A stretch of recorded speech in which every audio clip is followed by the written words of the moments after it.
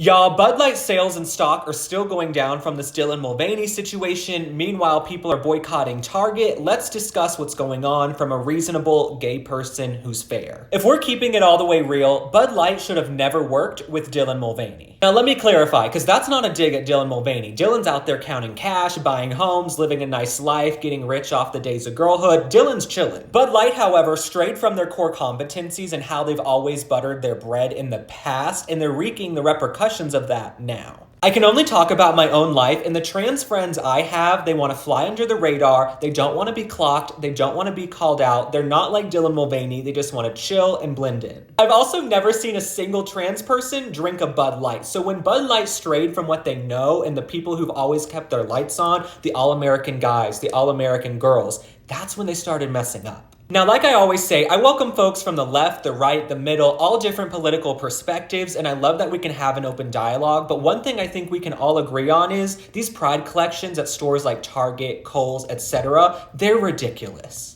If I'm being brutally honest, how many people are going to come through Target and want to buy this onesie? How many people are going to come through and get any of these items from the Pride collection? And I'll say this, if these brands want to start selling tuck-friendly swimsuits and all of these things, that is their prerogative. But the backlash and all of that, it just doesn't seem worth it. And I understand these stores sell really violent games and things like that, so why are people upset over the Pride collection? But who are we to tell someone how to feel, especially the mainstream media? If a parent out there decides something's not appropriate for their kids, or they don't want their kid exposed to something, that's their choice, and the mainstream media has to stop shaming parents who make those choices for their kids. As I've said before, we have much bigger issues in this country, but I think the powers that be, the mainstream media, the billionaires who pull the puppet strings, they'd rather us fight over these Pride collections and Bud Light and LGBT issues so we don't realize, hey, what's going on with the debt ceiling? What's going on with the border? What's going on with the fact that 57% of Americans can't put their hands on $1,000 if they're in a crisis